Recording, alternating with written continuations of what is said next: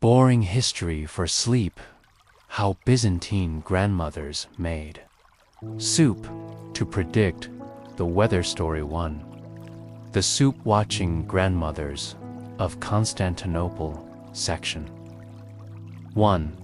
A morning in the kitchens of the Eastern Roman Empire. Imagine you are waking up in a modest stone house in 9th century Constantinople. The city is still drowsy, save for a soft clatter rising from a nearby kitchen. There, just past a low wooden door, several elderly women have already begun their morning routine. Wrapped in thick wool shawls and with their hair tucked neatly under scarves embroidered with tiny stitched crosses, these women are preparing the morning soup, not for eating, not yet. First, they must watch it in the Byzantine Empire. Among many curious practices of daily life, one might stumble across an unexpected cultural ritual: the weather soup. It was a soft tradition, rarely written down, but passed down from grandmother to granddaughter in certain neighborhoods. The ritual involved preparing a simple lentil broth each morning, not primarily to eat, but to read.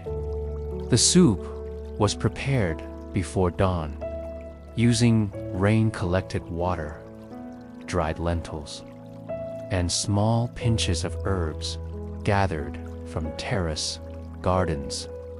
Most commonly thyme, rue, and crushed laurel leaves. These ingredients were combined in a copper pot, usually suspended over low coals instead of direct flame. The grandmothers would then sit, shawls drawn tightly over their shoulders, and observe the patterns that emerged as the soup heated and bubbled. Did the lentils rise quickly or slowly?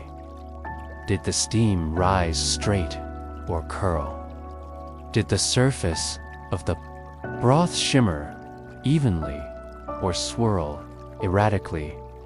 These observations, as calm and slow as the Byzantine sunrise itself, were interpreted with care.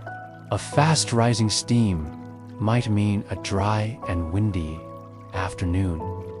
A dense bubbling near the pot's center could signal unexpected humidity or the chance of distant thunder.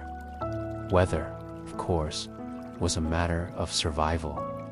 The vast imperial city depended on food brought in from Anatolia, the Balkans, and beyond. Farmers and traders planned by the skies.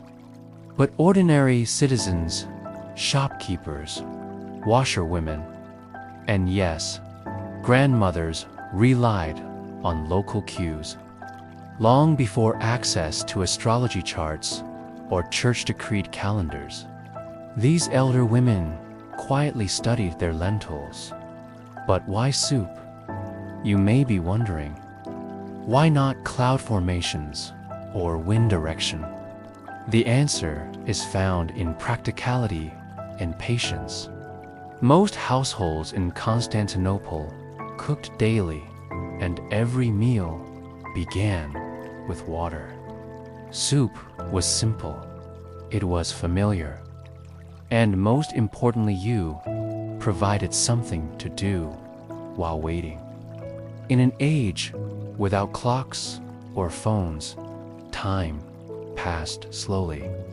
Watching the broth bubble became both a necessity and a meditation. And in a culture shaped by orthodoxy and tradition, where divine patterns were believed to exist in everything from mosaics to garden weeds, it made a strange sort of sense. This wasn't considered magicat, at least not formally. These women did not claim to summon weather or seek omens from the heavens. Rather, they treated the kitchen pot like a mirror of the atmosphere. They were not prophets, but patient observers, and their predictions, delivered in quiet tones to neighbors or grandchildren, carried a quiet authority. Don't hang the linen today, the steam was curling. Boil it longer, the lentils rose too fast. Sometimes they added stale bread, ends to the pot to check the way they softened. A slow melting crust could mean damp air. A sudden burst of popping bubbles might mean an unexpected gust from the Bosphorus.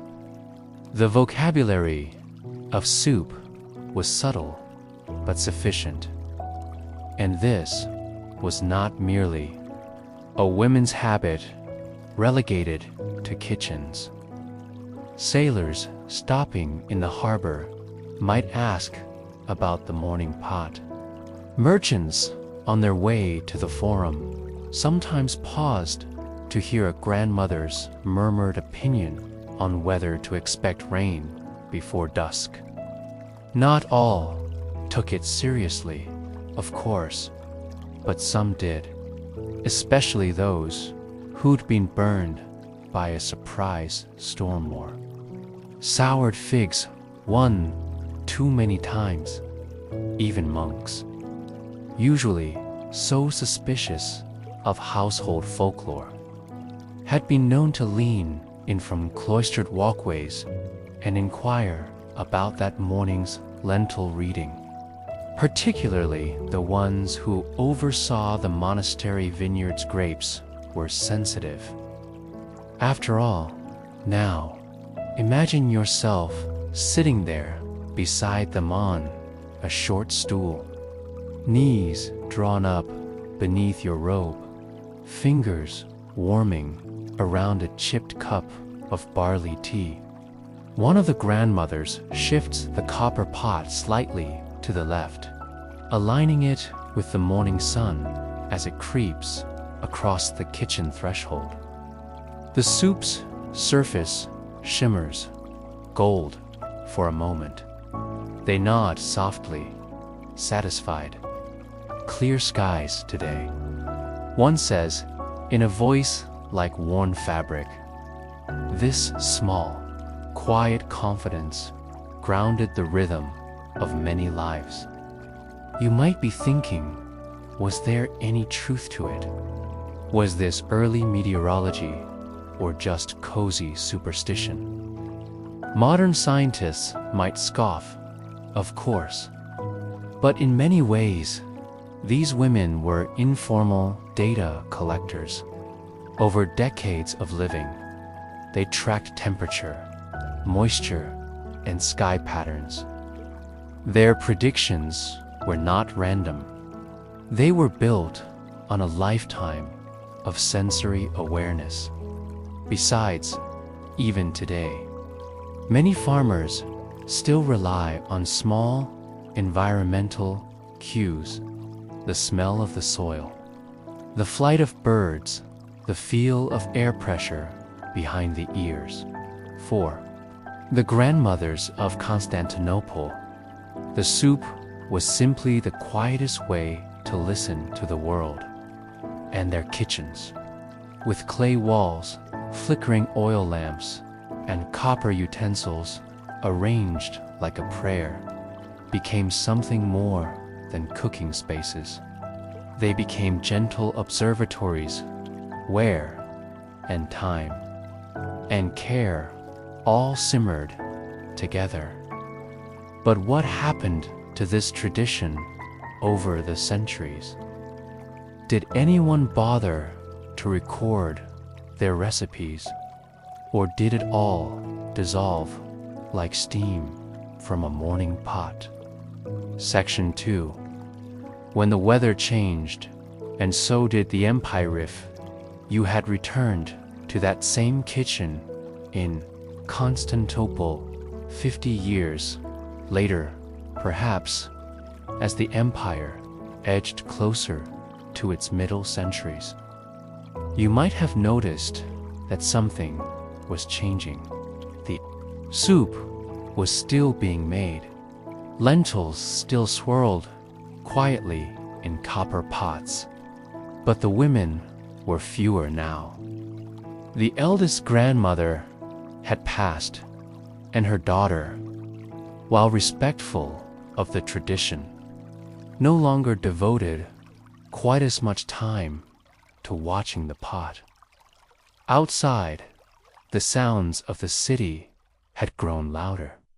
Constantinople was bustling more than ever. Markets were expanding. Church bells rang more often. Imperial officials scurried along mosaic-paved streets, pressing new laws into place like stamps into wax. Something about the pace of life had shifted, and with it, the quiet ritual of soup watching, once a communal rhythm, began to feel a little less central. Still, there were some who remembered. Let's pause now and explore the city around those women, for the rhythms of the soup made more sense when placed in context. In the 10th century, Constantinople was arguably the most sophisticated city in the world. It had indoor plumbing in the richer quarters, libraries stocked with Greek and Latin scrolls, and hospitals operated by monks who mixed medicine with prayer. There were public fountains fed by aqueducts, streets swept by city workers, and bathhouses with warm marble benches where citizens could rest for hours. But it was also a city prone to change. Emperors came and went. Some died suddenly. Others lived long enough to construct churches no one asked for. Bureaucracies ballooned. Tax rolls grew heavier. Weather, however, remained the constant mystery on. Thus, the soup remained quietly relevant, especially during years of instability. There were dry years. Crops withered in the Anatolian plateau. Ships from Egypt failed to arrive. Markets grew nervous. In those times, the grandmother's soup regained its sacred position. Even skeptical sons and distracted priests would suddenly pause and ask, "What did the lentils say today?" And more than once, the predictions proved oddly prescient. In one dusty manuscript, housed today in the monastic library of Mount Athos, there's a brief note scribbled by a monk copying a religious text. Between verses of a psalm, he records, "In the year of our Lord 943, the soup of old Eleni did bubble strange. The wind came hard after, and the olives dropped too soon." That's it. No further explanation. Just a moment, preserved almost by accident, of a time when a grandmother's broth became a harbinger of unexpected gales. We don't know who Eleni was exactly, but we can guess she was among those women who still woke early, filled a pot, and stared into its slow mysteries with quiet devotion. But even the soup had its critics among the scholarly elite, especially those tied to the university at the capital school in the Magnara Palace. Such rituals were regarded with mild disdain. These were men trained in Aristotle, Galen, and Euclid. To them, weather was to be measured with instruments not interpreted through legumes.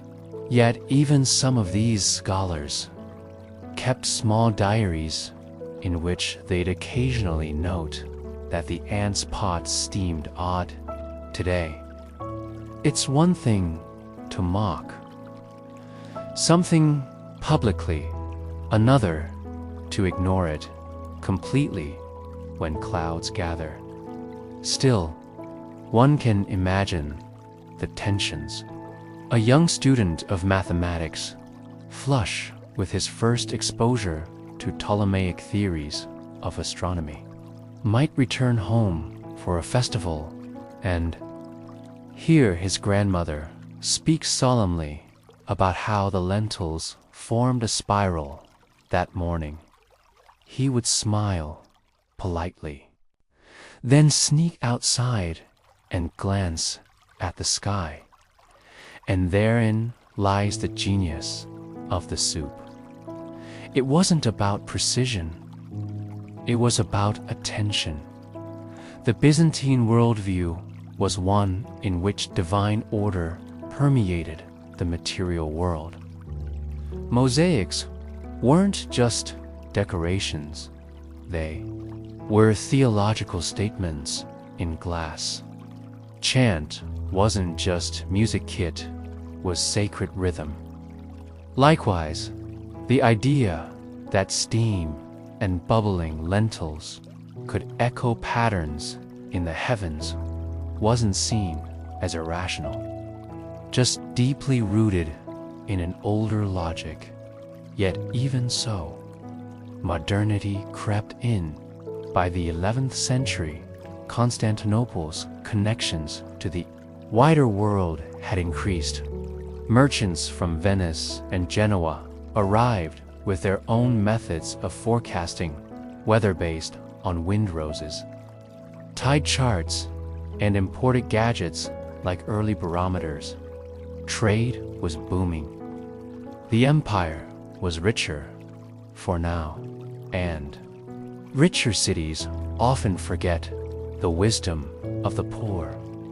The weather soup tradition began to shrink into fewer neighborhoods. Younger women, many now educated in scriptoria, found new ways to measure their days. Morning prayers replaced morning pots. And when war crept ever closer from the rising Seljuk threats in the east to Norman raids in the west, people had other worries. Still, some grandmothers clung on. There's a tale passed down from the Petrion district, a working-class quarter near the city walls. According to local legend, one woman, Nana, the quiet, they called her, predicted the heavy rainstorm that struck just hours before the city's famous Blosherny aqueduct cracked. She had warned her neighbor to bring in the laundry early.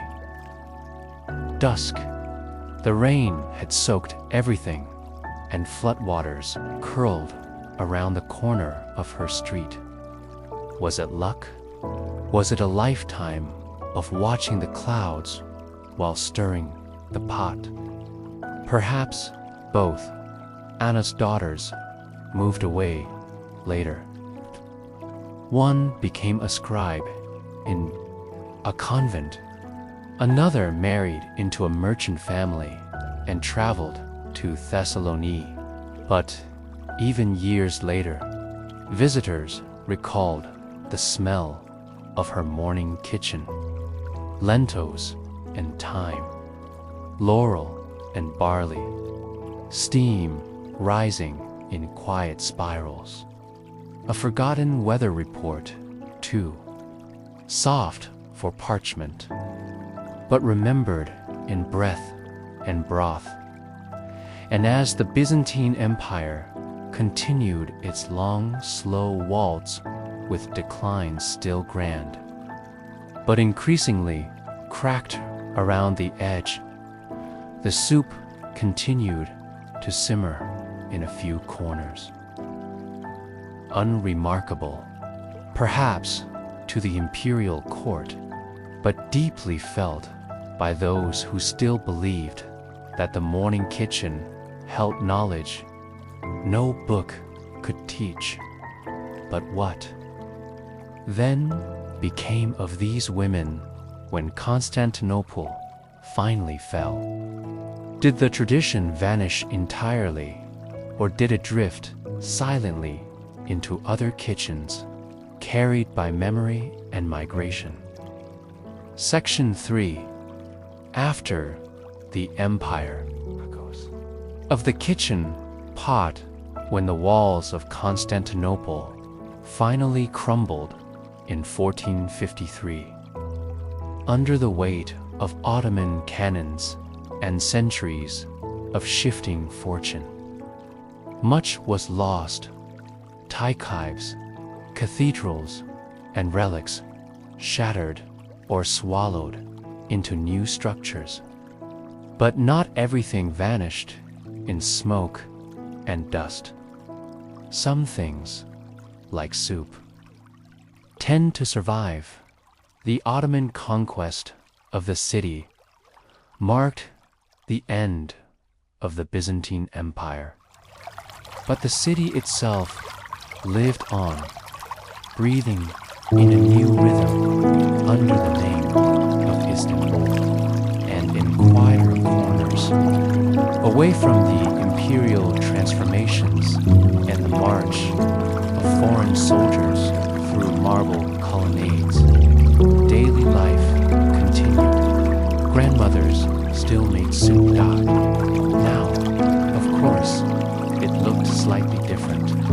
The pots were perhaps a different shape, more rounded, made with heavier iron. The herbs changed too, influenced by broader Ottoman trade routes.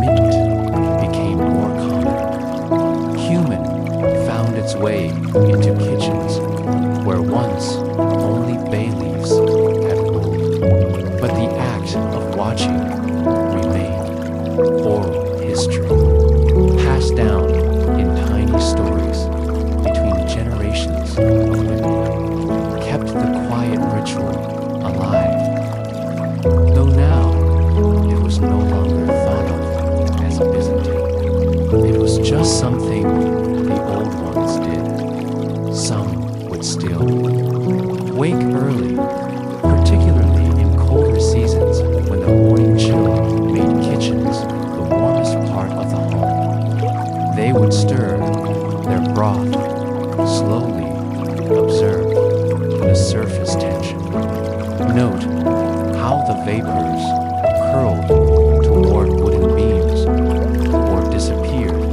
under door frames. They still made predictions of the wind, the rain, the stubbornness of fog. And in doing so, they preserved a ritual older than politics, older than empire. A ritual of observation, memory, and care in small Greek communities that survived under Ottoman rule, particularly in islands like Lesbos or in neighborhoods like Phenorekos. Of the old Constantinopolitan kitchen remained intact.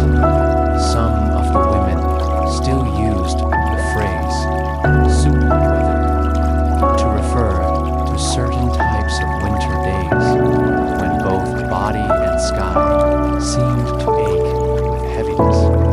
A folk song collected in the late 18th century from a woman in the Peloponnese includes the lines, "The soup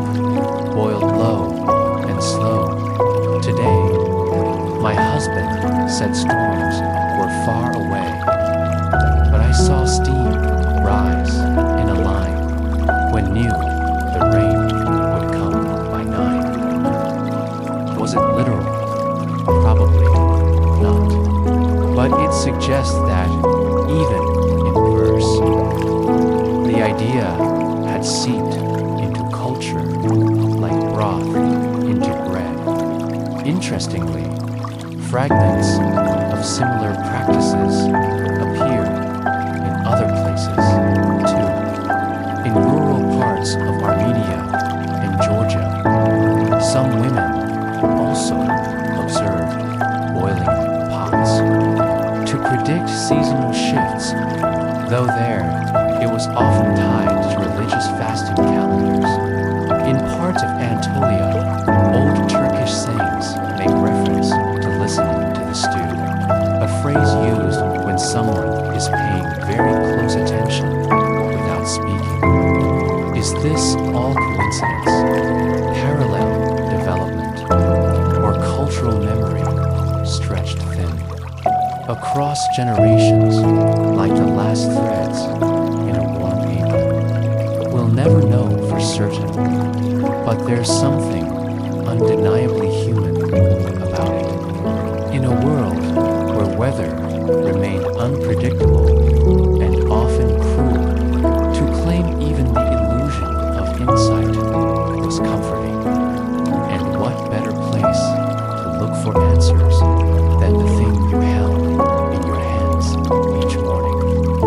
The spoon, the pot, the soup were constant companions, unlike rulers or borders or passing armies. Some ethnographies writing in the 19th century took note of similar domestic rituals among aging Orthodox Christian women in Istanbul. One wrote that his host's grandmother consulted the breakfast pot before agreeing to wash the family linens outdoors, noting her superstition with mild amusement. But it wasn't superstition. Not really. It was experience disguised as routine. These women, having lived through sieges, deaths, shifting regimes, and seasons of hunger, had learned to read the world in steam and simmer. They didn't need instruments. They had memory. And that was often more reliable than maps or monarchs as the centuries progressed and science formalized weather predictions through barometers, telescopes. A grandmother in the 1920s might still glance at the pot, but her granddaughter was now learning meteorology in school. And with electricity came clocks, radios, and eventually forecasts delivered by smiling announcers. Still, a few things lingered. The term soup weather remained part of idiomatic Greek for some time. In some dialects, to boil oddly was still a way of saying the air felt strange. And the association between food, intuition, and environmental awareness never fully left. The kitchen. Even now, you might hear an old relative say, "I can feel the rain coming in my bones." The language changes, but the impulse remains, perhaps in some quiet way. The soup is still speaking. Imagine now that you're sitting once more in that stone-walled kitchen. Not the bustling heart of the empire, but its echo. A single candle burns in a clay holder, and the copper pot, well blackened by age, hangs over a gentle flame. An old woman leans forward, watching the bubbles form, just as her grandmother once did. She does not expect applause. She does not keep a notebook.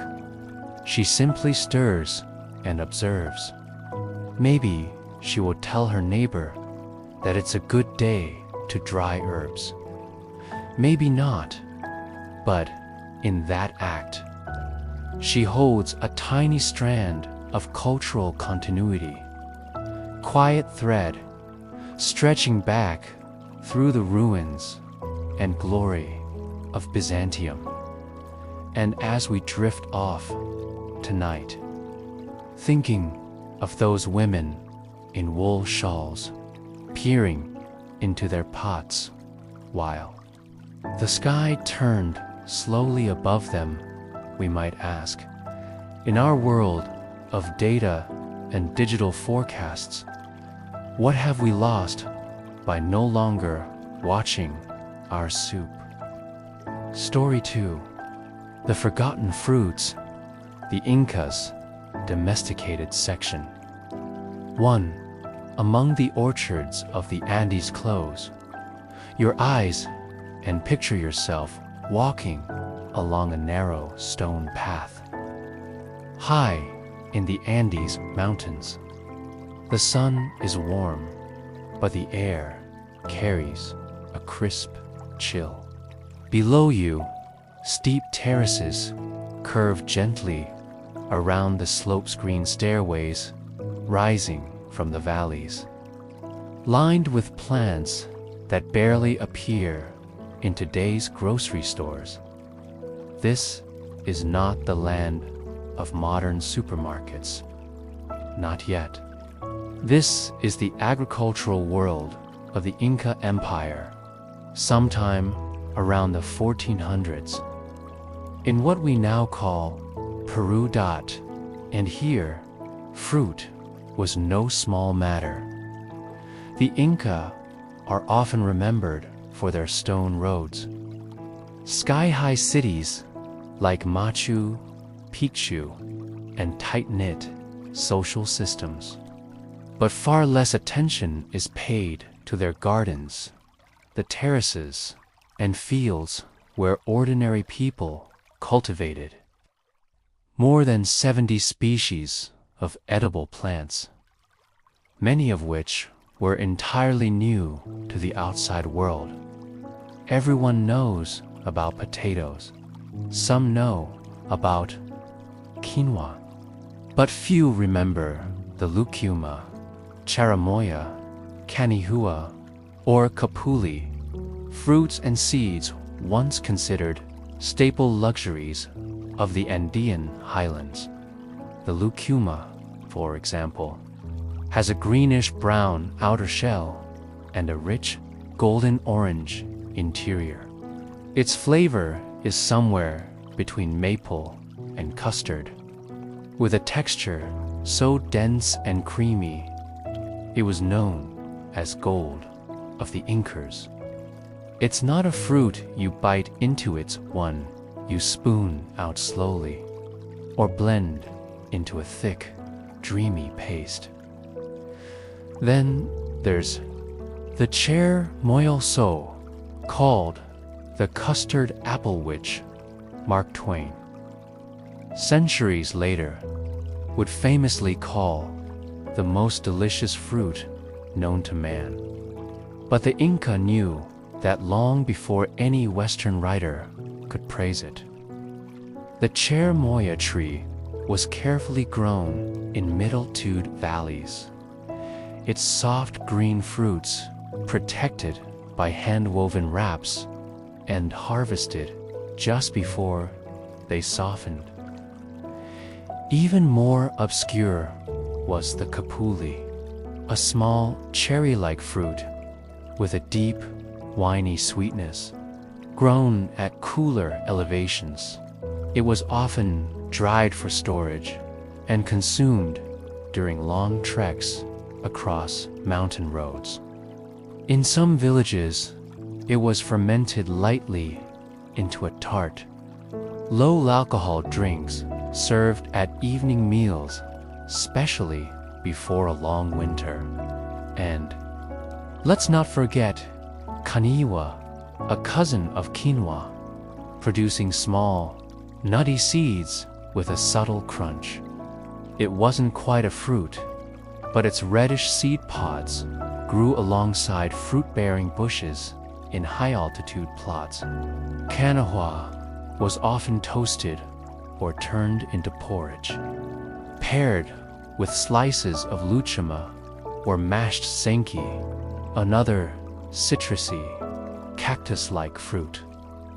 That helped fend off scurvy before anyone even knew what vitamin C was to an outsider. These plants might have looked unremarkable, just shrubs on a hillside. But to an Inca farmer, they were evidence of deep knowledge passed down through generations. These were not wild plants gathered at random.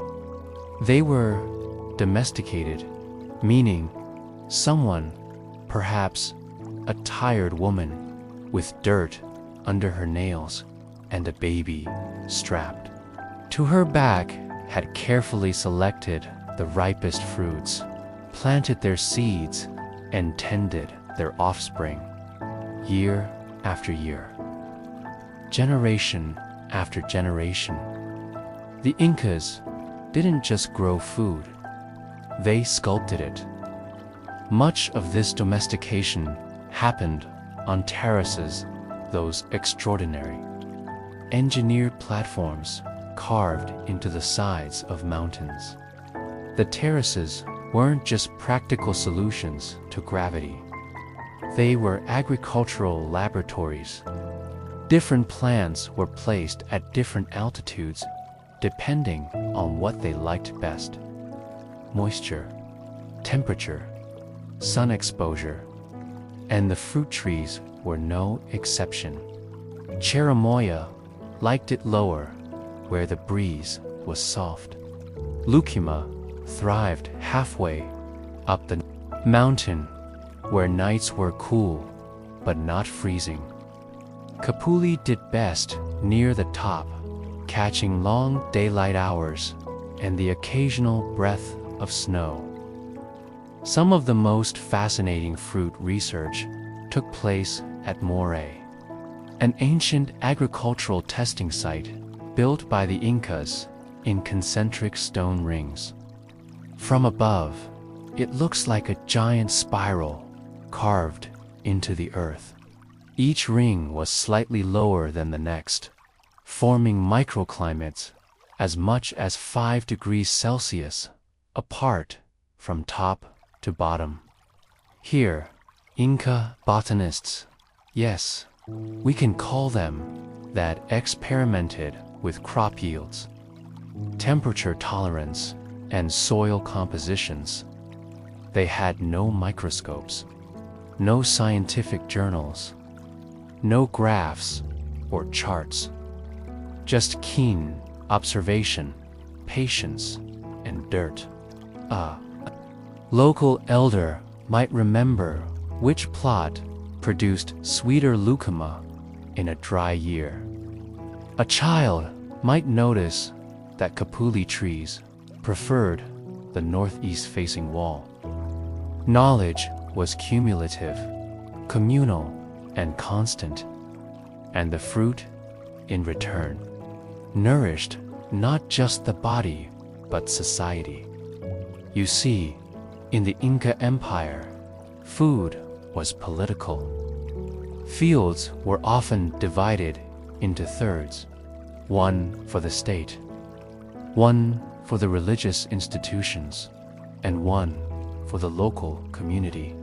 Everyone worked together to cultivate each part, and in exchange, the state made sure that stored food would be distributed in times of famine or poor harvest. This meant that lucuma and cherimoya weren't just snacks, they were assets, wealth, trade, prestige, and celebration often revolved around who had access to what. A generous basket of fruit could signal a well-managed region. A poorly stocked garden might lead to quiet gossip. And yet, despite all this sophistication, so little of it was recorded in writing. The Inca had no written alphabet. They used quipu complex knots on strings to record data, but these were mostly administrative, taxes, census figures, storage counts. The knowledge of fruit, their taste, their quirks, their favorite weather was passed down by mouth, by memory, by muscle. And that, perhaps, is why so many of these fruits were nearly forgotten after the Spanish arrived. The invaders brought wheat, grapes, and sugarcane. They imposed their own agricultural systems and introduced animals that trampled delicate terraced orchards. In some cases, fruit trees were cut down to make room for European crops. In others, they were simply ignored, left to fade into the edges of memory, but not entirely.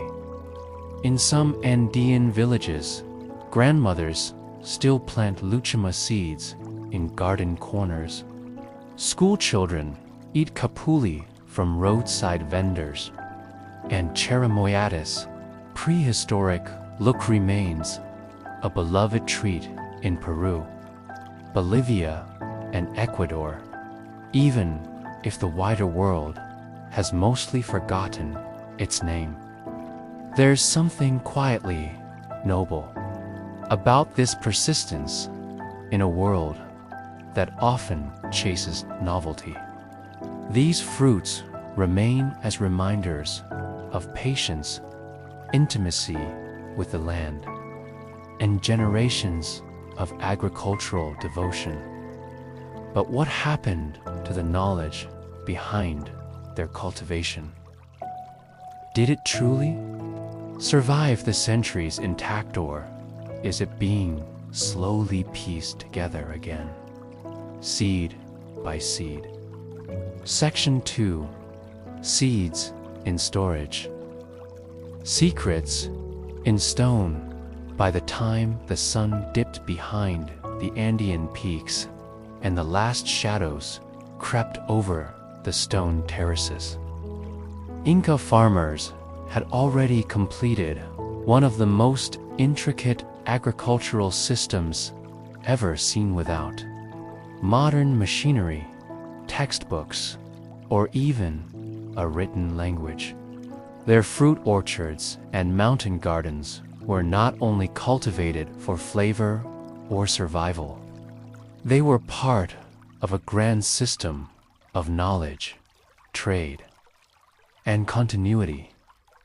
To understand how these fruits were preserved, we must turn our gaze to one of the Inca Empire's most overlooked innovations, the calca. Those strange, circular stone buildings dotting the mountain passes and valleys. At first glance, they look like miniature fortresses or collapsed towers. But these calcas were, in fact, cold storage units, Cinca refrigerators, if you like. They were usually built in high, breezy locations with dry air, which naturally helped preserve harvested foods, especially fruit. Inside, layers of straw, stone, and air insulation helped keep the produce cool and dry. Dried cherimoya, sun-baked lucuma, canilla seeds, and even fermented fruit pulp were stored for long winters or sent down the stone highways to central storage facilities. The Inca Empire after all, was held together by runners and roads. Vast network of paths stretched over 25,000 miles across mountains, valleys, rivers, and deserts built not four-wheeled carts, but four-foot couriers. These were the chaskir lay runners who could carry messages and small loads of goods at remarkable speeds. A basket of dried fruit or fruit preserves might be handed off from one chasqui to another, traveling from Cusco to a distant village in a matter of days. But not all fruit was dried. Some was fermented. You see, the Inca people knew how to brew. Fruit pulps were sometimes mixed with water, chewed slightly to introduce enzymes, a process still used in traditional chita brewing, and left to ferment into mildly alcoholic beverages. These drinks were consumed at festivals, ceremonies, and quiet family meals, providing not only warmth but community. One such fruit-based beverage was made from sanquia sour, citrusy cactus fruit, high in vitamin C. Though often eaten raw, ati, the senki could also be mashed and soaked to create a tangy, bubbly drink that helped fight altitude, sickness, and scurvy. It wasn't fancy, but it was effective. The fermentation process itself was an act of memory. Each family had its own preferences passed down through ritual and repetition. Some villages preferred sweet, thick brews. Others favored thin, tart drinks with added herbs. Women often led these processes, part of a larger, often invisible role they played in fruit domestication and preservation, and in Inca society. Women were not just caretakers, they were agricultural scientists, storytellers, and stewards of land-based knowledge. One role, known as the Akla, or chosen women, involved groups of young women selected for their skills in food preparation, weaving, and ritual tasks. Some of these women prepared sacred foods and drinks for ceremonies. Others may have worked in the hidden corners of agriculture, gathering fruits, tasting them, drying, storing, fermenting, and noting subtle differences in sweetness or resilience. Their knowledge wasn't written down, but passed from hand to hand like a basket of cherimoyas. And then the Spanish came. When the Spanish conquistadors entered the Andes in the 16th century, they encountered an empire vast in scope but fragile in structure. Disease, warfare, and disruption shattered Inca administration within a generation. Roads fell into disuse. Storage houses collapsed. Fruit orchards went untended, and many species were lost, but not all. Some local communities, tucked away in high valleys and difficult-to-reach corners of the Andes, quietly continued planting and preserving the old fruits. Families kept their lucuma trees. Cherimoyas were passed between neighbors. Seeds were smuggled in folds of clothing, stored under kitchen stones, or planted near cemeteries where the soil was thought to be most fertile. Over time, the knowledge that once spanned thousands of miles shrank into pockets. But these pockets held fast.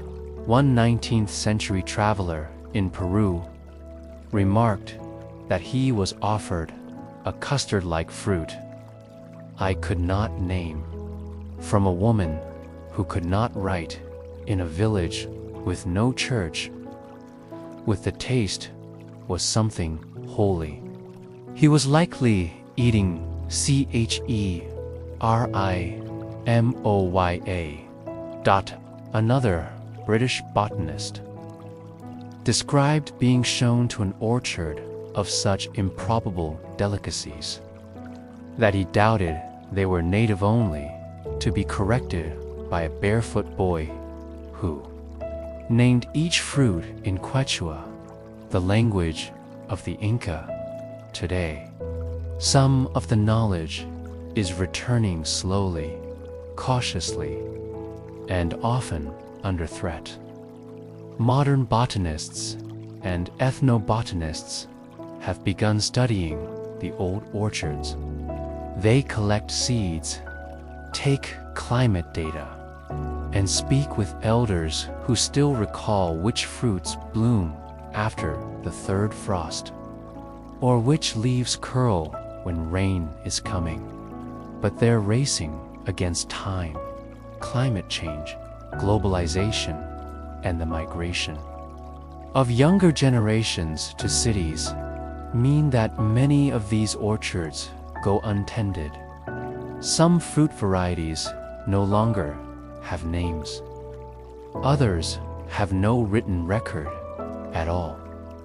A lucuma tree might stand alone in a pasture, unnoticed and unharvested, its golden fruits dropping to the ground like forgotten coins.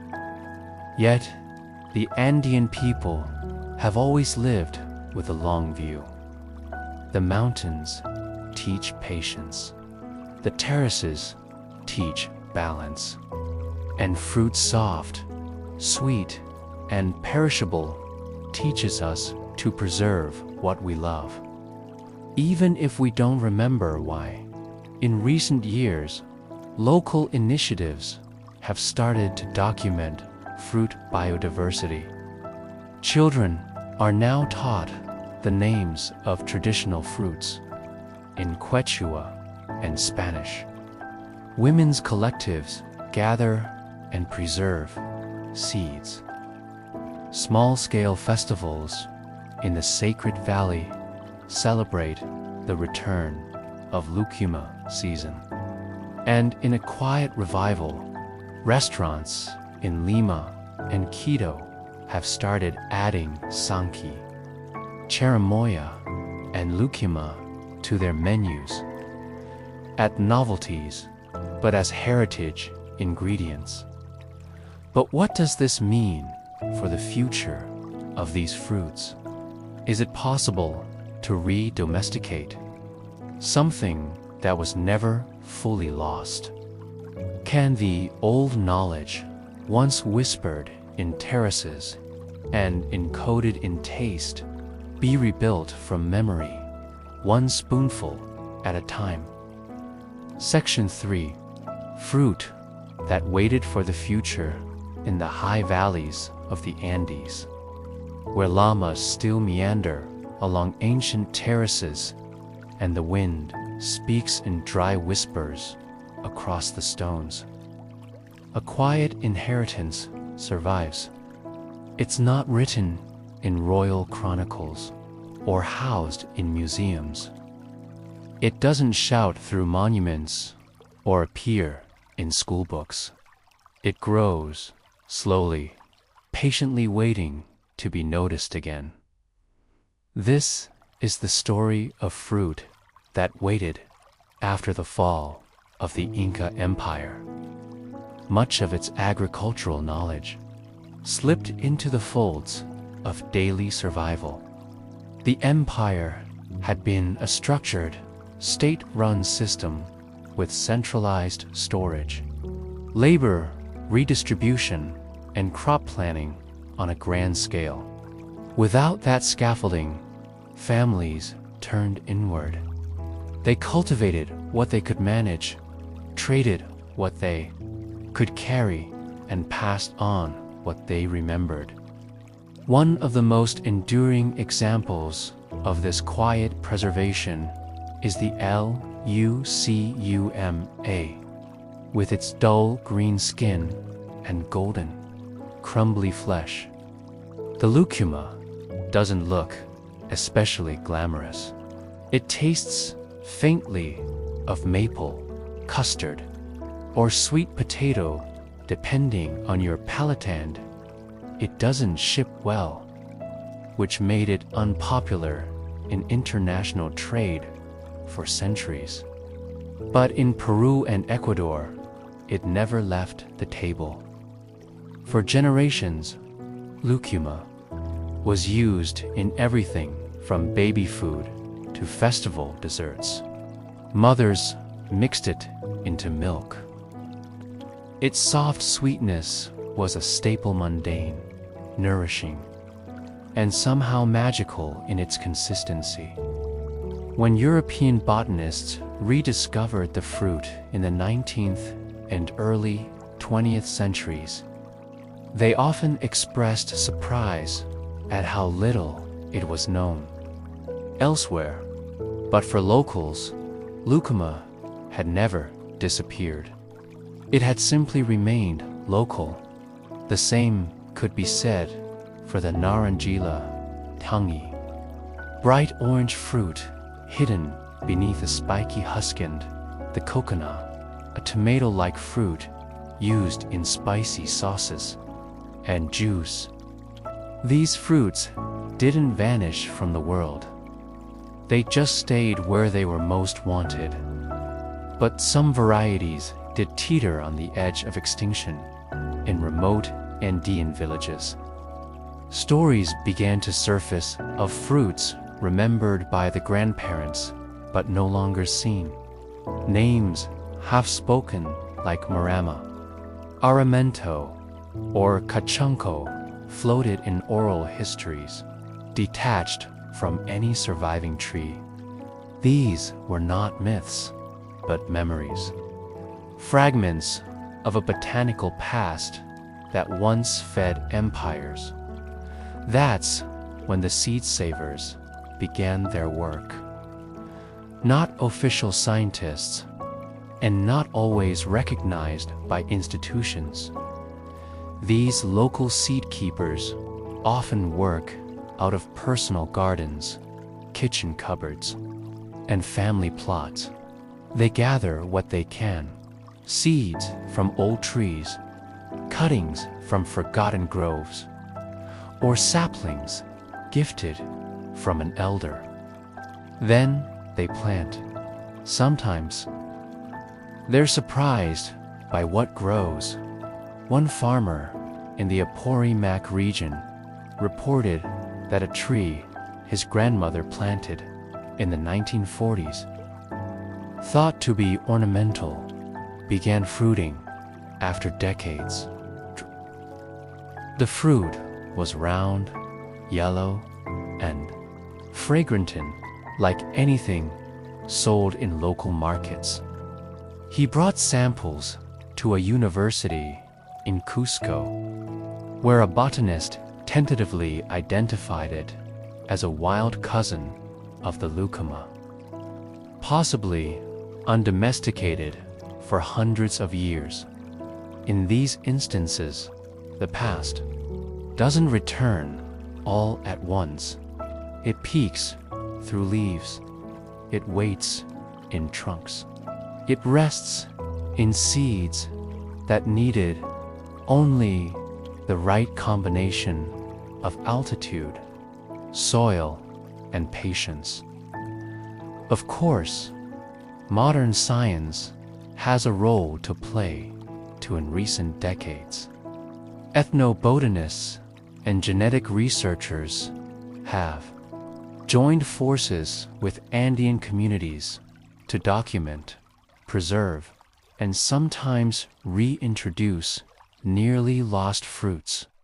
Projects like the potato park near Pisac, which began with tubers, have expanded to include fruits.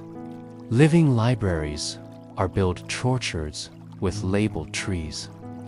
Maps of genetic variation and elder-led education for children. These efforts often emphasize not just the fruit, but its context. When does it ripen? What insects pollinate it? What dishes use it? What words describe it in Quechua, Aymara, or other regional languages? Even more importantly, who remembers it? In one such workshop in Ayacucho, a 94-year-old woman named Donna Felicita quietly identified 6 fruits from a table of samples that none of the younger attendees could name. She spoke of one as the fruit for coughs, another as the fruit you share after the second frost, and a third as the tree that sang when it bloomed. The botanists wrote notes. The children asked her to draw the tree. And a month later, someone found a matching specimen in a neighboring village. These stories are not isolated. They echo across the Andes. But what do these forgotten fruits tell us, really? First, they reveal how history is not always lost in war or erased by colonization. Sometimes it simply slips into the routine, into lunchboxes and fences, backyard shadows and roadside shrines. The lucuma did not need to be defended with swords. It only needed to be eaten again and again. Second, they remind us that agriculture is not merely an act of science or economics. It is a form of memory. When someone plants a fruit tree, they are not just hoping for shade or sustenance. They are hoping to connect with something that came before. Maybe a grandmother's taste. Maybe a forgotten festival. Maybe a drought year when that one tree still bore fruit. And finally, these fruits suggest that forgotten doesn't always mean gone. It can mean waiting in a dusty jar of seeds, waiting in a neglected orchard, waiting in a conversation between an elder and a curious child. Now, as climate shifts and global food systems strain, these long-ignored plants are drawing fresh attention, not just as curiosities, but as tools. Many Andean fruits are drought-resistant, grow at extreme altitudes, and require little pesticide use. Their genetic diversity could help fight food insecurity in the 21st century.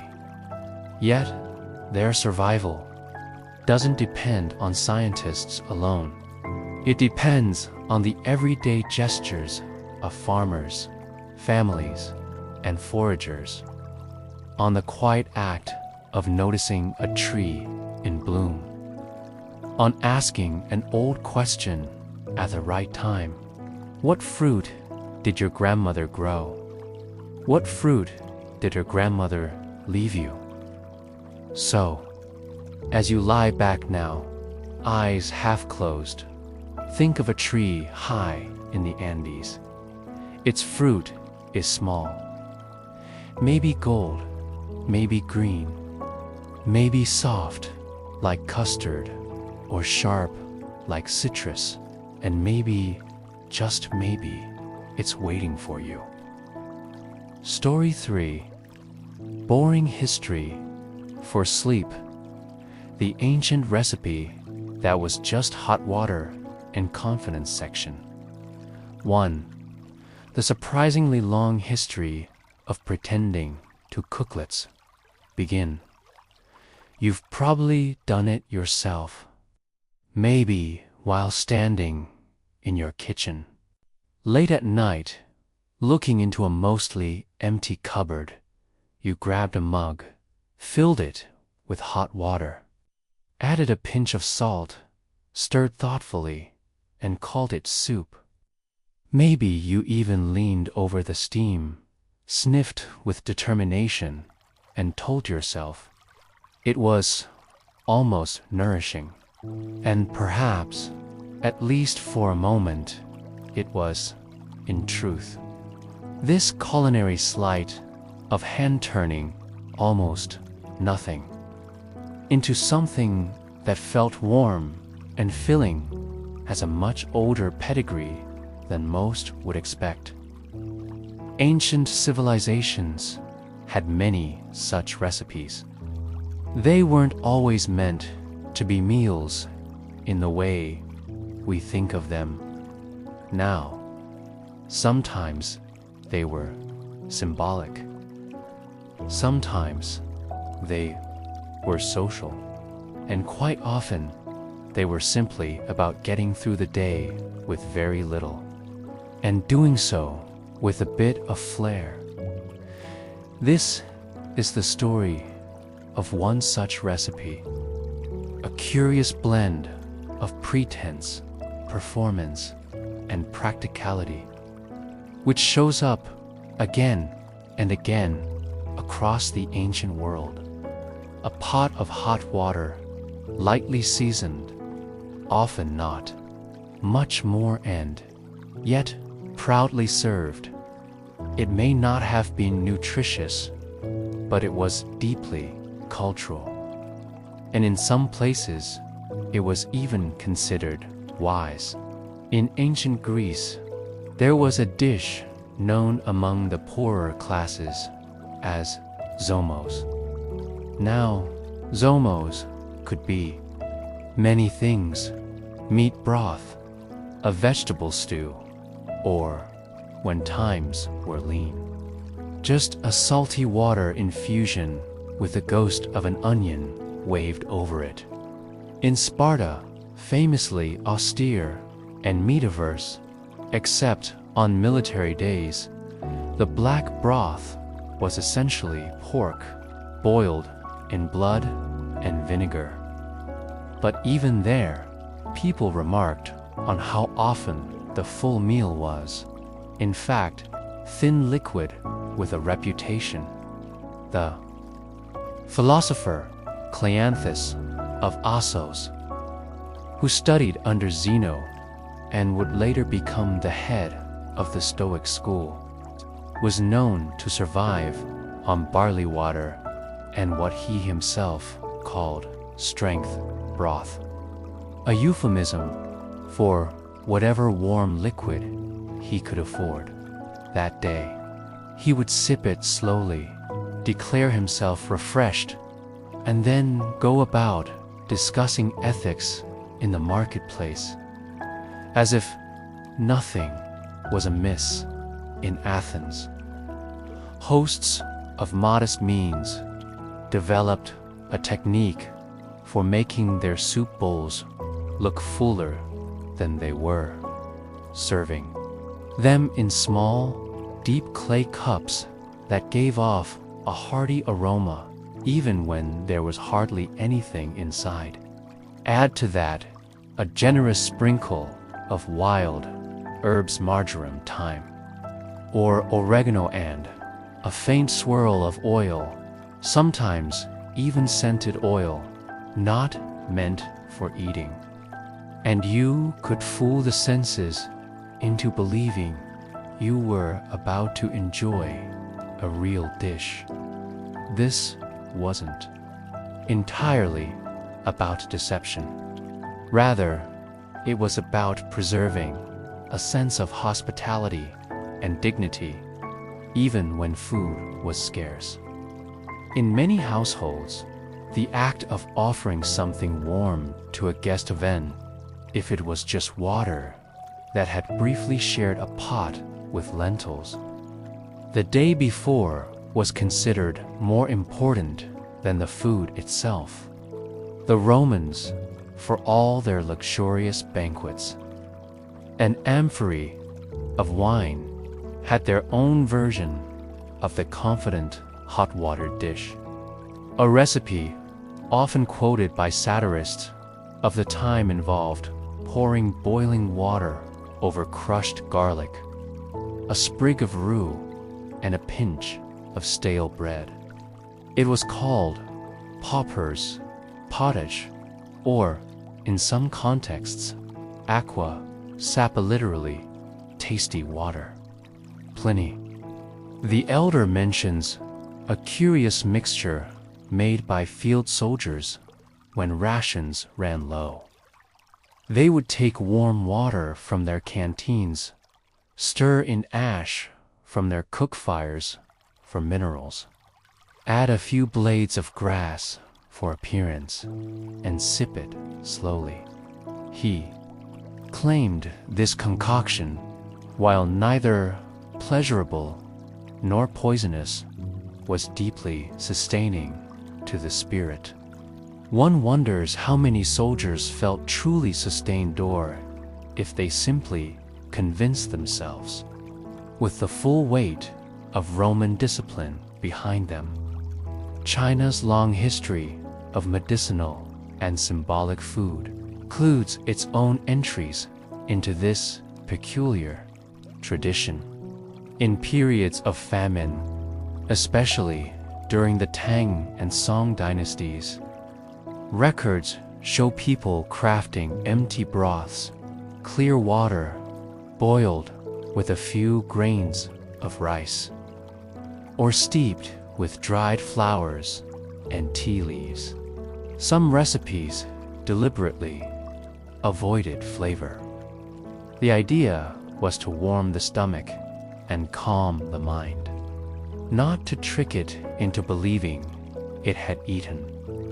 There's even mention in one Tangira medical manual of the quiet soup, a drink made from hot water, infused with bamboo ash and a single dried jujube fruit. It was prescribed to monks who were fasting, not as sustenance, but as a ritual to remind the body of the sensation of eating while maintaining spiritual clarity. The monks reportedly sipped it with closed eyes, allowing the steam to rise around their faces like incense. In other words, it was performative in purpose, a kind of edible meditation. Elsewhere in the world, from the deserts of North Africa to the hill villages of Eastern Europe, you find similar practices. A pot set to boil, not to cook anything, but to announce the idea of dinner. Parents making hot water for their children and telling them, "Smell it teats," just like your grandmother used to make. In lean times, smell mattered more than taste, warmth more than content. The performance of food more than the food itself. And through it all, confidence was key. You had to serve your hot water like it was a delicacy. You had to gesture toward the pot with pride. Sometimes you stirred it with the same spoon you used for lentil stew 3 days earlier, just to impart the memory. And always, always, you tasted it before offering it to others, closing your eyes thoughtfully as if savoring its complexity. Because if you believe it was enough, then maybe it was. We might laugh today, surrounded by full kitchens and flavor options. But this humble habit reveals something timeless: the human capacity for turning nothing into something meaningful. A bowl of hot water can be a comfort, a joke, a ritual, or a lesson in endurance, all depending on how you serve it. And the truth is, even now, many of us do this in small ways. A mug of tea with no tea bag, instant noodles but without the seasoning, or broth made from a cube that once saw a chicken. These are the modern echoes of ancient recipes, still grounded in the same logic: warmth, scent, and a sprinkle of belief. So the next time you boil a kettle and sip plain water from a chipped mug, you might remember you're participating in a very old tradition, one built not on ingredients, but on intention. But of course, that's just the beginning. Because what happens when this nothing soup becomes more than a joke?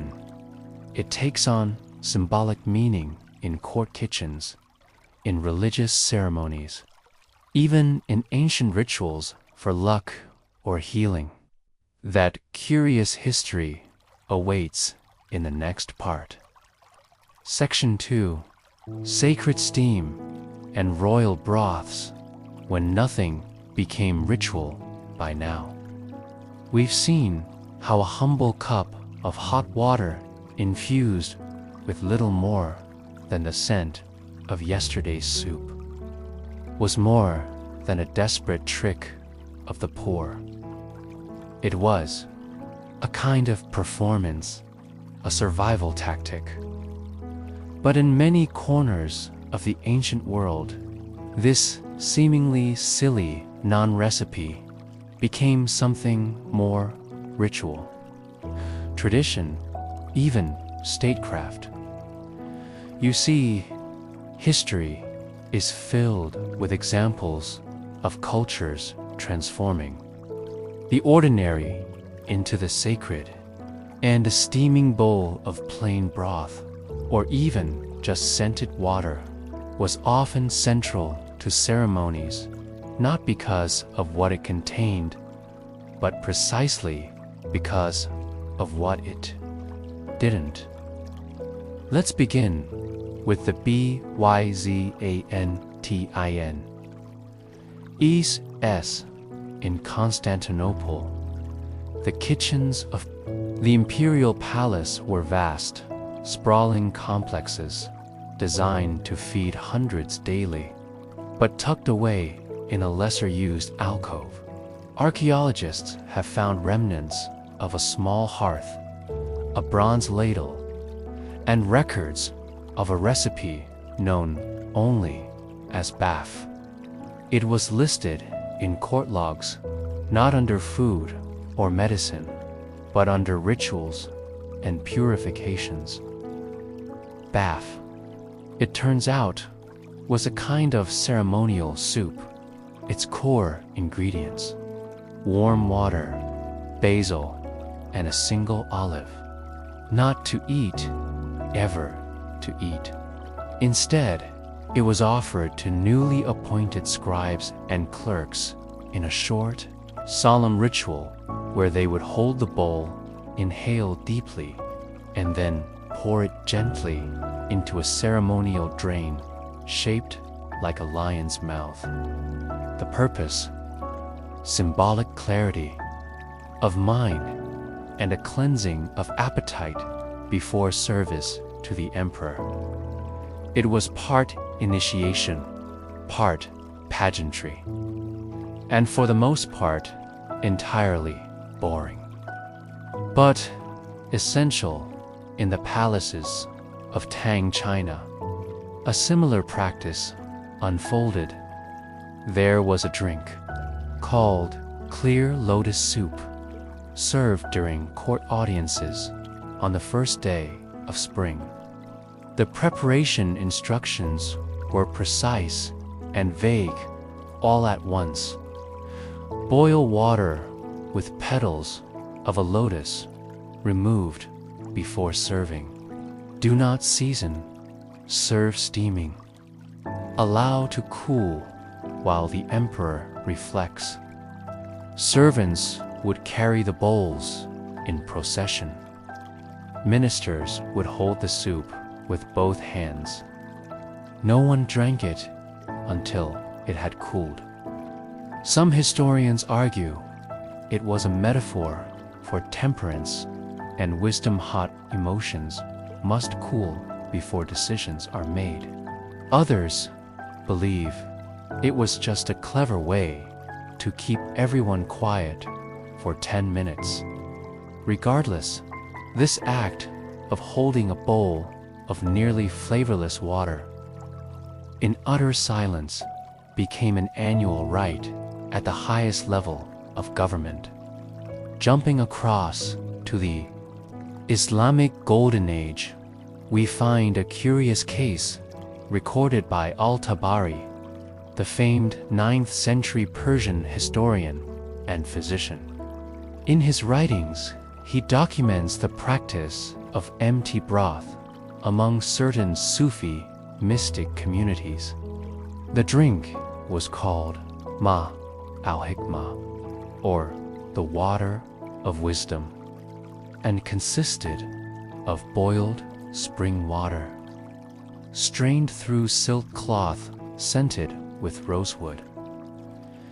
This concoction was not consumed for nourishment. It was drunk in silence during long nights of contemplation. The belief was that wisdom, like flavor, could be absorbed through nearness, not just ingestion. It's a curious notion that one could participate in food without truly consuming it. But across traditions, from the monastic Buddhist broths to the Christian fast day barley teas, we see this same motif.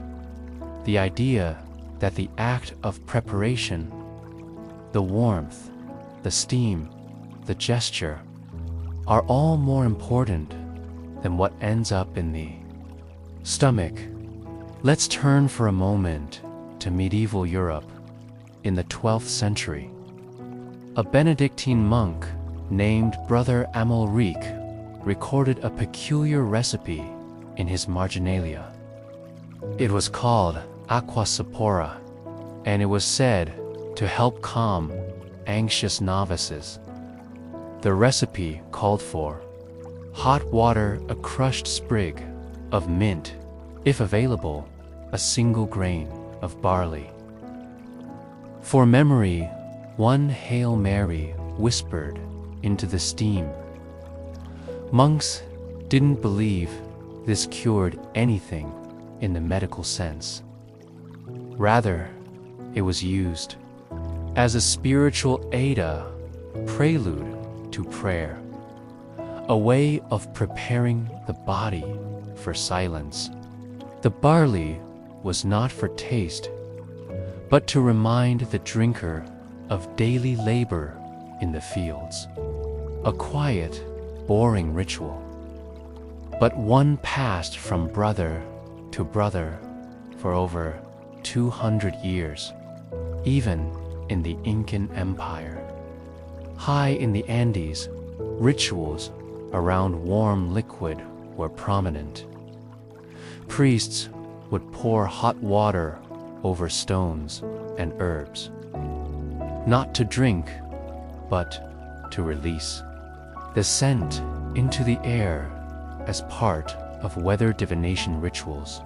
Some accounts describe the soup bowls used in these ceremonies as elaborate, carved with condor feathers and mountain peaks. One particular liquid was simply called kuskaku, water. It was boiled with nothing but a single dried coca leaf and used during moonlight rituals to detect signs in the steam.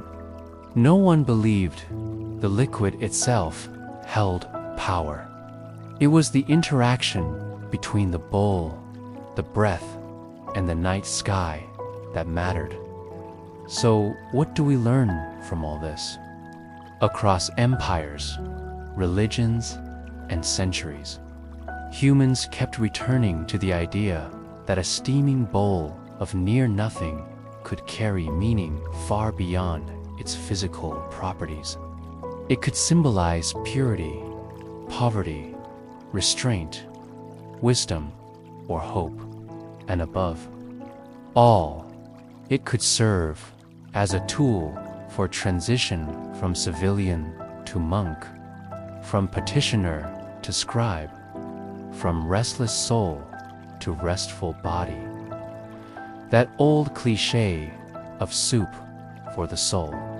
It wasn't always about chicken. Sometimes it was just hot water and confidence. Even today, we see faint echoes of these traditions. Think of tea ceremonies in Japan, where the act matters more than the flavor. Or of hospital patients given warm water with lemon as a comfort, not a cure. Or the tired student sipping broth from a vending machine, not because it fills them, but because it feels like someone, somewhere, once cared enough to make something warm. In that way, these ancient recipes aren't lost. They've simply evolved. But what happens when we return full circle, when a culture no longer pretends the water is soup, but instead declares it proudly as a dish unto itself? That story, curiously modern and yet deeply ancient, unfolds in the final section. Section 3. When broth became brand, the long afterlife of empty suppletus. Begin this final leg of our story with a quiet truth, even after thousands of years. The idea of drinking something that's mostly hot water hasn't gone out of style. You might think the ancient recipe we followed barely flavored, nearly pointless, sometimes ceremonial, would have died off once spices, stocks, and bouillon cubes became widespread. But no, it merely reinvented itself, quietly, persistently, and sometimes with a label. Because, in a curious twist of history, the very thing that began as a humble necessity, the plain broth, the not quite soup as, found a new life in modern wellness. Aisles, military rations, spa menus, and trendy cafes. Once again, it is boiled, sipped, and praised, not for what's in it, but for what it suggests. Take, for instance, the 20th century obsession with hot water with lemon. It's not technically tea. It's not medicinal in any concrete sense. Yet, in countless households, doctors, offices, and airport lounges, this simple beverage has become a gesture, a gentle signal that rest, care, or detoxification is underway. Some believe it flushes toxins. Metabolism. Few can agree on specifics, and yet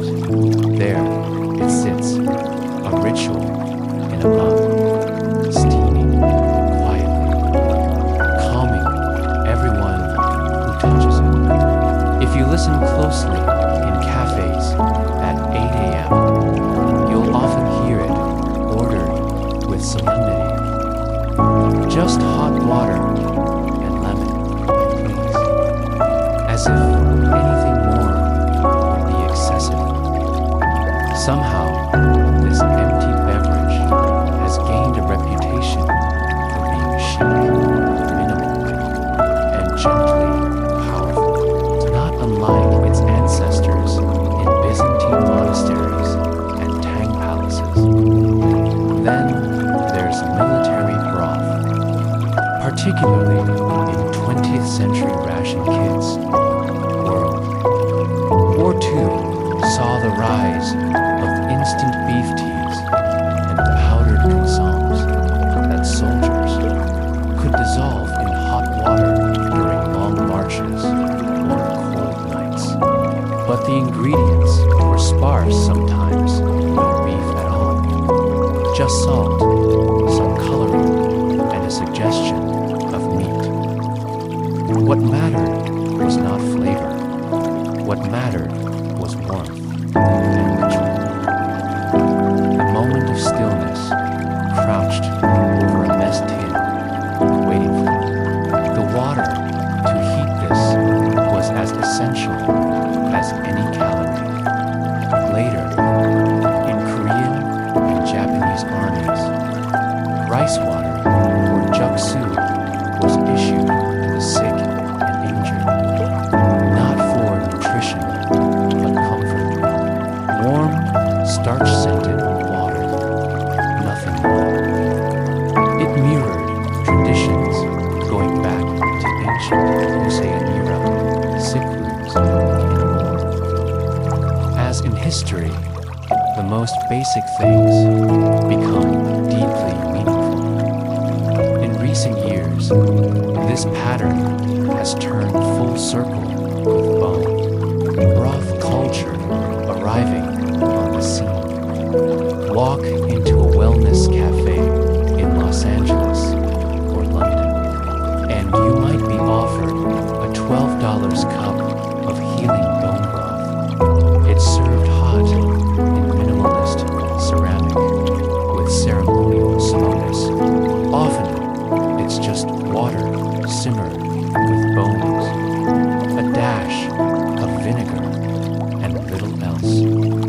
The irony. In some places, the bones aren't even real. Anymore, just powdered or a bit of gelatin for texture. Yet, it's marketed as something ancient, sacred, even magical. Influencers sip it between yoga sessions. Detox plans include it between juice cleanses. And wellness bloggers write paragraphs about its ancestral wisdom. One writer called it liquid mindfulness. And perhaps they're not wrong. Because what are all these broths, whether real or performative? Not a return to that old concept that drinking something warm, simple, and essentially boring might offer clarity, calm, and a small illusion of control, even in the world of professional kitchens. Chefs often speak reverently about clear broth. In France, there's bouillon, clair, often used to test a young chef's patience. It takes hours, sometimes days, to extract a clear, golden liquid from bones, meat, and vegetables, only to strain it repeatedly until it resembles hot water with a soul. In Japan, dashi has similar reverence. It is a broth made from kombu seaweed and dried fish flakes, delicate, subtle, and usually transparent. It looks like nothing. But to chefs, it is everything.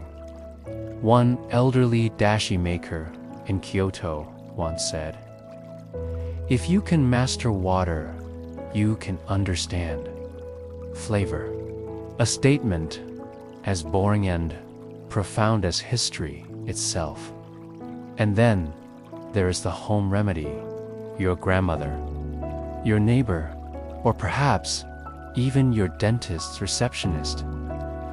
Everyone seems to have a favorite version. Ginger water, onion tea, salted hot water. Some include garlic, others don't. Some boil it for hours. Others insist it must never boil. Ask them why it works, and the answers vary. It settles the nerves. It draws out the cold. Just what my mother did. In these cases, the recipe doesn't live in books. It lives in memory. It's passed down not because it's delicious, but because it feels like care.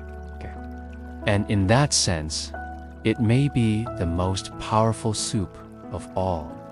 So, here we are at the end of our quiet, bubbling journey.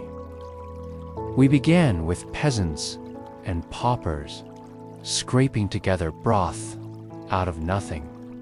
We wandered through temples and palaces where that nothing was turned into ritual. And we arrived in the modern world where the very same nothing is repackaged, monetized, or whispered about on social media. And all along the way, that simple act boiling water, sipping steam, closing one's eyes, has carried with it more than heat. It has carried hope, ceremony, pause, boredom, even dignity. Perhaps it's not the soup that's important. Perhaps it never was. Perhaps it's the act of making something from very little. The belief that warmth, however bland, is still worth waiting for. That a bowl of near nothing might hold meaning, not because of what's in it, but because someone took the time to serve it in the end. The ancient recipe was just hot water and confidence, and maybe that's all we ever needed. Story 4, History Podcast for Sleep, The Forgotten Job of Royal Bed Warmer, Inspector Section 1, Drafts, Duties, and the Chill of Authority. Life in a royal bedchamber before electric blankets, before radiators, before even the notion of central heating.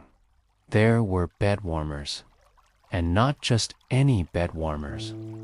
In royal households, bed warming was a delicate, prestigious, and perhaps surprisingly highly supervised affair. You might not imagine a medieval king pausing to consider the temperature of his bed sheets, but he did. Or more accurately, someone else did. And someone else still made sure the first person was doing it properly. Welcome to the world of the royal bed warmer inspector. In the long, damp nights of castles across Europe's stone fortresses, not known for their cozy ambience, the need for warmth was both practical and symbolic. Warmth was comfort, status, and sometimes even health. A cold bed in a drafty keep wasn't just unpleasant, it was a threat to royal sleep, and thus to royal temper, and that made it everyone's problem. Let's travel back to a particularly frosty evening in the English royal household of the late T1400s. The king's chamber is located in a secluded wing of Windsor Castle, a fortress thick with tapestries and thin on insulation. The thick stone walls retained the day's cold like an old grudge. In the hallway, flickering torchlight danced on damp stones. The hearth had gone out hours ago. The bed itself was canopied, draped in embroidered silksput. Underneath, it remained ice-cold. Enter the bed warmer. Not a machine, but a person. Typically, a servant or valet. This was someone entrusted with carefully warming the royal sheets, using a brass or copper pan filled with glowing embers, often from the kitchen hearth. These pans had long handles, and they were gently run between the bedclothes to chase away the chill. The smell of hot metal and faintly scorched wool might have filled the room a quiet nighttime. Ritual in a palace that never fully slept. But here's the detail that often surprises. This act required oversight. Not because it was dangerous though. Fires from careless embers were a concern, but because it was deeply intimate. Warming a bed meant touching a royal sleeping space. And in monarchies where protocol governed even how a spoon was held, touching the king's bed was no casual matter. Thus was born a title so overlooked, so quietly peculiar, that even chroniclers often left it out: the inspector of the royal bedwarmer. This individual, sometimes known in French courts as La Contrôleur de Chauflet, had a very specific job. They ensured that the warming was done safely, evenly, and without impropriety. No servant lingered too long. No corners were left chilled.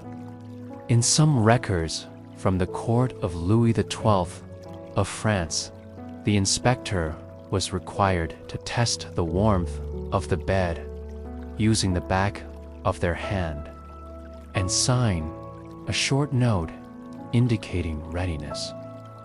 The role was one of quiet trust. A failure in this job might not lead to a beheading, but a king in a foul mood due to a frozen mattress could set off a chain of punishments no servant wanted to be part of. In the 16th century Tudor court, warmers were even subject to audits. There are records in the Privy Purse expenses of King Henry VIII detailing logs of coal usage for warming beds. If the king found the sheets too hot or too cold, someone would be summoned to account for it. Interestingly, while the role never made it into grand titles like Duke or Viscount, it did occasionally overlap with positions of greater power. In the icy palaces of Northern Europe, especially in Scandinavia and Russia, the role of warming inspector was often given to a trusted courtier, not just a servant. This individual might oversee the warming not only of beds, but also of gloves, boots, and even the royal horse saddle. The seasonal nature of the job meant that during warmer months, the inspector had other duties, usually involving wardrobe management or linens. But come winter, their attention turned squarely toward bedding. A well-warmed bed became, strangely enough, a point of royal pride. Kings and queens might even compare the coziness of their chambers with their nobles, a sort of who's warmer. Contest took shape, though nobody dared win against the monarch. And the tools of the trade. Bed warming pans were not the simple things you might imagine. Some were custom engraved, gilded, or shaped like lions or shields. In some Italian courts, warming pans were fitted with perfume sachets inside lavender, rosemary, or cloves to scent the bed while it was heated. This added a sensory layer to royal sleep, not just warm, but fragrant. In 1700s France, during the chilly reign of Louis XV, his mistresses at Versailles often requested their own warming pan attendants. The Marquise de Pompadour, in particular, was rumored to have hers scented with vanilla and warmed precisely 20 minutes before her arrival. By then, the role of inspector had become more symbolic part of the theater of bedtime. Much like footmen who opened empty carriages for show.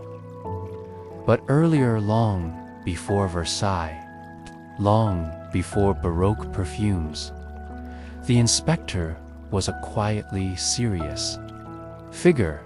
They moved through the halls at dusk, checking pans, monitoring coal levels, inspecting sheets.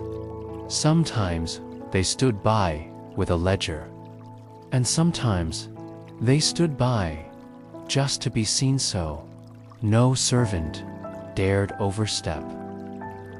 This was a time when the rituals of sleep were as guarded as the rituals of war. So you might wonder, in the thousands of years of royal history, with all its wars, treaties, and banquets, why would anyone care about how warm the king's mattress was? But then again, imagine you are a servant in 1492. The king has had a long day of audiences, hawking and pious, scowling. He retires to his chamber with barely a word. If his sheets are cold, he may not complain. He may simply frown in your direction at dinner the next day. You may find yourself reassigned to the latrine firewood detail. The inspector, he's safe, but not immune. One too many complaints, and he might be replaced with someone more attentive to thermal matters. And perhaps more importantly, this job wasn't just about comfort, it was about status. A king who slept in a cold bed was mocked in court gossip. Warmth implied control, abundance, and care. Coldness implied neglect or even symbolic distance from his attendants. The inspector's task in this light became almost diplomatic. He kept the symbolic fires burning. But what happened when a fire went out? Section 2, Coals, Consequences, and the Politics of Warmth. A single ember, if left too long, could scorch a sheet. A damp coal could hiss, sputter, and coat a royal chamber in a thin veil of smoke. A pan left unattended could set tapestries alight, and yet a poorly warmed bed could sour a monarch's mood for days. This was the balance the royal bed warmer inspector had to master, only of temperature, but of courtly perception, by the mid-1500s. The position had evolved from a silent, anonymous task to a more formalized role in many European courts. In Habsburg Spain, a court edict from 1539 outlined the precise timing for when bed warming was to commence for the king no earlier than 1 hour before his scheduled retirement, and no later than 30 minutes prior. The reason: too early and the bed would cool down. Too late and it would not be ready in time. Precision, not passion, ruled the bedchamber. Inspectors were now often provided with ledger, books, small, leather-bound volumes used to track the timing, fuel use, and attendant names for each warming session. Some of these survive today in dusty archives in Madrid, Vienna, and Prague. Their pages read like weather reports crossed with bedtime checklists. 4th hour past vespers. Wind from north. Coals delivered late. Mattress sufficient. The language was bureaucratic and strangely poetic, typical of a time when sleep itself was treated with reverence and regulation. One such inspector, a man named Benedict von Gruber, served at the court of Holy Roman Emperor Rudolph II. Benedict's notes from 1587 detail not only warming temperatures and wood types, but the moods of the emperor upon waking. In one entry, he writes, "Emperor rose, displeased, complained of chill at foot. Chambermaid rebuked. Recommend doubling of passes tomorrow." It's worth pausing here to appreciate the absurd degree of attention paid to the emperor's toes. But this wasn't. Eccentricity was court survival. At times, a monarch's dissatisfaction with his sleeping arrangements could have real political consequences. Foreign envoys lodged near royal apartments were sometimes blamed for drafts or spiritual disturbances if the king awoke in ill humor. In one case, from Sweden in 1642, a bed warming pan mishap overheated coals, slightly scorched linen delayed a royal signing of a grain treaty. The minister involved was demoted not because the linens caught fire, but because the king had a poor night's rest. The inspector, however, kept his job. Why? Because he had properly documented the event, noting that a junior footman had used the wrong pan, one normally reserved for the Queen Mother. That footman reassigned to stable duty in winter. A harsh fate in France. Meanwhile, during the reign of Louis XIII, the role had grown elaborate. Versailles was not yet built, but royal life at the Louvre and Saint-Germain-l'Auxerrois involved an ever-growing army of attendants. Bed warming had become part of the ceremony du coucher, or ritual of going to bed. While nobles jostled for a place to hand the king his nightshirt, a quiet pair of servants, supervised by the inspector, warmed the royal sheets in the background. Sometimes, a perfumer would be summoned to add sachets to the bed's pillows, creating a concoction of lavender, lemon balm, and marjoram mint to encourage calm dreams. The inspector often stood silently nearby, noting everything. If the bed was too warm and the king perspired, someone was blamed. The inspector, more often than not, acted as a quiet shield recording facts, reviewing procedures, offering subtle corrections, like, "Perhaps one pass less with the pan, my lord," or "Consider resting the coals before use." What's curious is how gender and intimacy played into the evolution of this role. In earlier centuries, female servants were often tasked with warming beds for queens or noble women. By the 1700s, it became inappropriate in many courts for a woman to handle such tools due to the perceived danger of fire, and possibly due to fears around modesty and propriety. This meant men were almost exclusively tasked with warming even the queen's bed, though always under direct female supervision or inspection. In Russia, under Tsarina Elizabeth, the task of warming her immense, fur-lined bed was entrusted to a special team of bed sentries, a group of 4 men supervised by a matronly noblewoman known as the mistress of the blankets.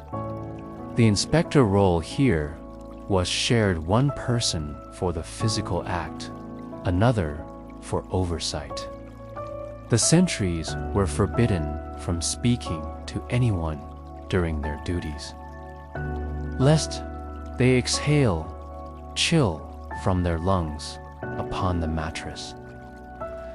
This idea that human breath could bring in cold was widespread and led to some amusing practices, like warming the room, then instructing the inspectors to hold their breath during the final stage of warming. As strange as this sounds, warmth was still medicine in many parts of the world. Cold and dampness were believed to cause humoral imbalances, bad for digestion, melancholy, or worse. A king who woke up cold might believe himself cursed. Physicians might be summoned. A horoscope might be rechecked. Corner of the blanket didn't get a second cold pass. Let's also not forget that some inspectors were not entirely honest. Like many bureaucratic roles, bed warming inspection became a cozy sinecure for aging nobles. There are cases in 18th century Germany where elderly courtiers were given the title as a reward, with no expectation they'd actually do the job. Who often did the warming while the inspector napped in a nearby chair. Some grew too comfortable in their posts. A record from the court of Frederick the Great describes one Baron Kleist, who fell asleep during warming supervision and only awoke when the bed itself caught fire. No one was hurt, but the king was not amused. The Baron was reassigned to a cooler duty overseeing the royal ice house. What's striking about all this is the meticulous attention to sleep. In an age before modern medicine, sleep was one of the few things royalty could control. It was predictable, symbolic, and tied to power. A warm bed said, "You are important. You are cared for. You are safe." And behind that reassurance stood someone, like the inspector of the royal bed, warmer, unthanked, but essential as the Enlightenment dawned. And coal stoves and eventually hot water bottles replaced pans of glowing embers. The job began to vanish. But in some households, the tradition lingered. A few Victorian-era estates in England maintained the position as a formality. Guests of Queen Victoria at Balmoral occasionally mentioned footmen circling the mattress with brass pans before the royal arrival. One guest recorded, "The heat is not unpleasant, though the brass tools rattle like sabers." I suppose the Queen finds comfort in such attentions. And indeed, she did. For as long as there were monarchs, there were those who feared the consequences of a poor night's sleep. But what happened to the last of these inspectors? Section 3. The Last Warmers and the Cool Decline of an Ancient Office by the mid-1800s. The royal bed warmer inspector had become something of a relic, present in name in certain courts, but largely ceremonial. The rise of industrial heating, safer room designs, and changing attitudes toward personal service slowly cooled the embers of this once vital post. Yet, in its quiet disappearance lies something quietly profound: the retreat of an entire category of intimate domestic ritual. In the great houses of England, France, Austria, and Russia, the heavy brass or copper warming pans were gradually retired to the hearths as decorative curiosities, once polished nightly. Now they hung on stone walls next to carved mantels, nostalgic echoes of a time when someone's full-time job was ensuring the bottom corner of a feather mattress never ran cold. There are stories half documented, half whispered dove. The last formal inspectors in 1883. A man named Mr. Wilbur Finch served as the chief bed warmer for a retired royal cousin of Queen Victoria at a countryside estate in Sussex. Finch was a methodical man, reportedly timing his coal heating to a pocket watch and using a custom-wrapped wool sleeve to insulate the brass pan handle. He believed in layering heat first the pillows, then the underside of the mattress, then a brief waft across the foot-end, never linger on the middle. He once said, "It traps the warmth and spoils the symmetry." Finch kept notebooks, two simple, ruled paper logs, in which he marked each night's routine with the precision of a surgeon. One entry from February reads, "Snow, damp, east wind. Began warming at 9:42. 3 passes with moderate embers. Guest room, be still cool by touch, recommend second flannel sheet, even at the very end of the tradition. The inspector's eye for nuance hadn't dimmed, but Finch's post was abolished in 1891. And by the turn of the century, the very idea of inspecting warmed bedding felt antiquated. Gas lamps, radiators, and heated water bottles rendered the task not only unnecessary, but, in some eyes, absurd. The new servant, Classmore, focused on kitchen work, house cleaning, or chauffing, had little time for coal pans and bed sheets. And yet, a few stubborn outposts clung to the custom. In rural Germany, noble households in Saxony were known to employ elderly chamber firemen as late as 1905. In France, some aging duchesses still insisted on a bed warmer being passed under the mattress for luck, even if the pan was left unlighted. In Italy, too, the tradition lingered in the countryside.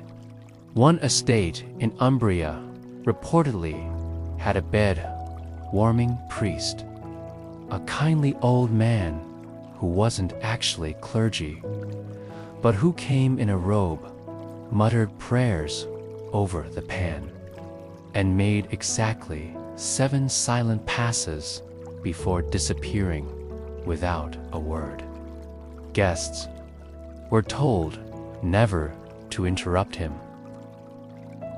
It was unclear whether this was more about superstition or sheer eccentricity. Then came the modern era, and the inspectors disappeared almost entirely by the 1930s. Electricity and central heating were widespread. Across Europe's aristocratic homes, the idea of someone manually warming a bed seemed as unnecessary as stabling a horse to deliver a message. The warming pans were polished and put on shelves. The logs, if they survived, were boxed and forgotten in attics. The last surviving pan maker in Sussex, who once produced dozens per year for manor houses and embassies, quietly closed shop in 1938. Some warming inspectors retired with small pensions. A few became household butlers. Others, particularly those who served in more remote, noble homes, simply vanished into history, remembered only in the marginalia of guest books and journal entries. The bed was already warm when I arrived. As if by magic, no creaks, no chill, as though someone knew I was coming. There is something quaint, even charming, in the thought that for hundreds of years, entire lives were dedicated to ensuring someone else's sleep was never disturbed by cold. And not just comfort, this was about ritual, about making the transition from day to night feel like a royal ceremony. For many, sleep is private. But for royalty and nobility, it was observed, managed, prepared.